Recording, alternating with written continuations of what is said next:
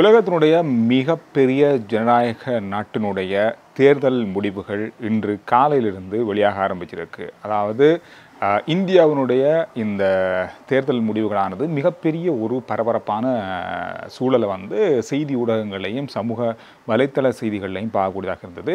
காலையிலிருந்து இந்த தேர்தல் முடிவுகள் தொடர்ச்சியாக அறிவிக்கப்பட்டு கொண்டிருக்கிறது. இதுவரைக்கும் வந்த தகவல் அடிப்படையில் நாம் சாதாரணமாக ஒரு செய்தி அல்லது என்ன நடக்குது அப்படின்றத பார்க்குற ஒரு ஆர்வம் உள்ள ஒரு ஆளாக இருந்தீங்கன்னு சொன்னால், இப்போ வரைக்கும் பிஜேபின்னு சொல்லக்கூடிய பாரதிய ஜனதா கட்சி, அதாவது மோடி அவர்களுடைய அந்த கட்சி இந்த முறையும், அதாவது மூன்றாவது முறையும் பிரதமராக மோடியே இருப்பார் அப்படின்ற ஒரு அளவுக்கு நாம் யோசிக்கக்கூடிய மாதிரி பார்க்கக்கூடிய மாதிரி இருக்குது. கிட்டத்தட்ட 90% அது உறுதியாக இருக்குது. ஆனால் போன தேர்தலையும் இந்த தேர்தலையும் விட்டு பார்க்கும் பொழுது மோடி அவர்களுக்கான வாக்குப்பதிவுகள் இந்த முறை குறைஞ்சிருக்கு அப்படின்றது மட்டும் தெரியுது. இப்போ இலங்கையை பொறுத்தவரையில் இருக்கிற விஷயம், இன்றைய நாளில் பார்த்த ஒரு செய்தி, காலையிலே வந்த செய்தி தான், எரிவாயுடைய விலை குறைக்கப்படுது. இந்த பரபரப்பு, இந்த மழை வெள்ளம் பல இடங்களில் பாடசாலை இன்னும் தொடங்கலை, இன்னும் மீட்பு பணிகள் நடக்குது. கிட்டத்தட்ட 16 பேருக்கு மேலே இந்த வெள்ளம் காரணமாக உயிரிழந்திருக்காங்க. அது மட்டும் இல்லாமல் 2 லட்சத்துக்கும் அதிகமான மக்கள்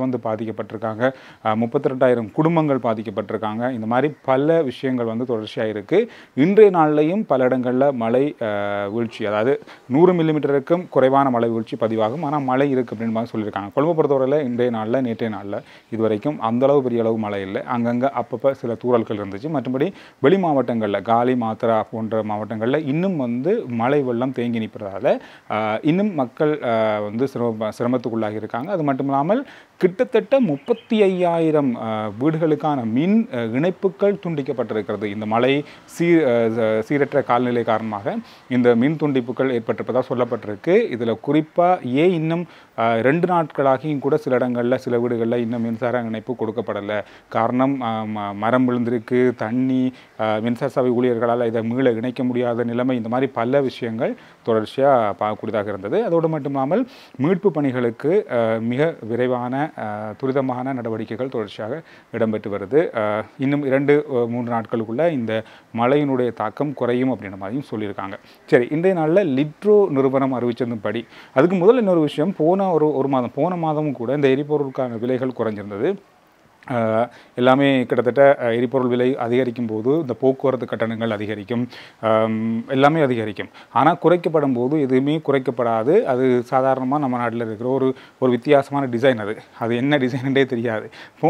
போன மாதம் எரிபொருளுக்கான விலைகள், பெட்ரோல் டீசலுக்கான விலைகள் குறைக்கப்படும் போது போக்குவரத்து கட்டணத்தில் எந்தவித மாற்றமும் இருக்காதுன்னு சொன்னாங்க. இப்போ அண்மையில் கூட பெட்ரோல் விலை, எரிபொருள் விலை குறைக்கப்பட்டது. அதுலேயும் கூட போக்குவரத்து கட்டணங்களில் எந்த விதமான குறைபாடு அல்லது மாற்றம் இருக்கான்னு சொல்கிறாங்க. இது எப்படி டிசைன் அப்படின்றத நீங்கள் கமெண்ட்டில் சொல்லுங்கள். அது தெரியலை நமக்கு. கூட்டும்போது ₹1 கூட்டினாலும் உடனே போக்குவரத்து கட்டணம், இந்த பொருட்களுக்கான கட்டணம், உணவுப் பொருட்களுக்கான கட்டணம், இது எல்லாமே கூடப்படும்.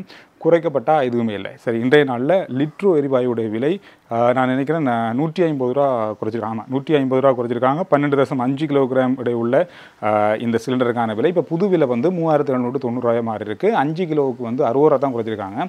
₹1,522 புது விலை. 2.3 கிலோகிராம் சிலிண்டருக்கு ₹28 குறைச்சிருக்காங்க. ₹712 புது விலை. ₹28, ₹60, ₹180 தான் குறைக்கிறாங்க. இந்த மாதிரி குறைபாடுகள் தான் இன்றைய நாளில் இடம்பெற்றிருக்கு. இதே தான் லாஃப் நிறுவனமும் அவங்களோட சிலிண்டருக்கான விலையும் குறைக்கிறேன்னு சொல்லியிருக்காங்க. ஆனாலும் இவ்வளவு குறைஞ்சதுக்கு உணவுப் பொருட்களோட விலைகளோ அல்லது மற்ற பொருட்களுக்கான விலைகளோ குறைவதற்கான வாய்ப்புகள் இருக்காது.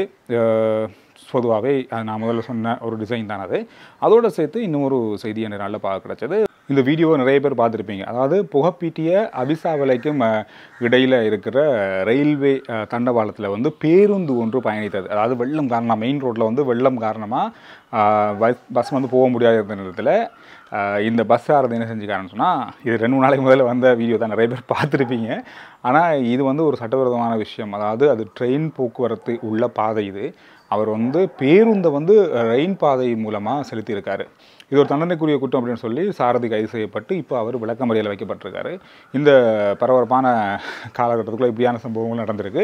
அதோடு மட்டும் இல்லாமல் என்னதான் மழை வெள்ளம் மிகப்பெரிய ஒரு பாதிப்பை மக்களுக்கு ஏற்படுத்தியிருந்தாலும், இயல்பு வாழ்க்கையில் பாதிப்புகள், பாடசாலைகள் விடுமுறைகள் ஏற்படுத்தப்பட்டிருந்தாலும் அதையும் நாங்கள் சந்தோஷமாக கொண்டாடுவோம் நாங்கள் வந்து என்னதான் நமக்கு கெட்டது நடந்தாலும் இல்லை நமக்கு வந்து இடையூறுகள் நடந்தாலும் அதை நாம் சந்தோஷமாக கொண்டாடுவோம் அப்படின்ற மாதிரி நிறைய இடங்களில் டிக்டாக் வீடியோக்கள், சமூக வலைதளங்களில் பல வீடியோக்களை வந்து பார்க்கக்கூடியதாக இருக்குது. சும்மா தண்ணியில் விளையாடுறது, தண்ணி நம்ம எந்த அளவுக்கு அதை கொண்டாடுவோம், நம்மளால் முடிஞ்ச அளவு இருக்கிறத வச்சு சந்தோஷப்படுவோம் அப்படின்ற மாதிரி நிறைய விஷயம் இருக்குது. அந்த மாதிரி பல வீடியோக்களை பார்க்க கிடைச்சது. அந்த வீடியோக்களை உங்களோட இதில் பகிர்ந்து கொள்கிறேன். இது வந்து நிறைய பேர் ஒவ்வொரு இடங்கள்ல இருந்து போட்ட வீடியோக்கள் தான்.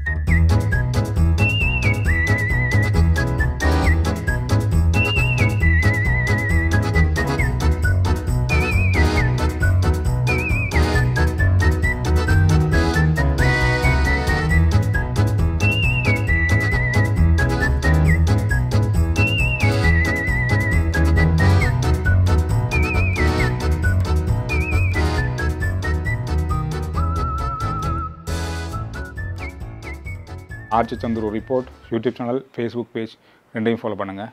அடுத்த வீடியோவில் சந்திப்போம்.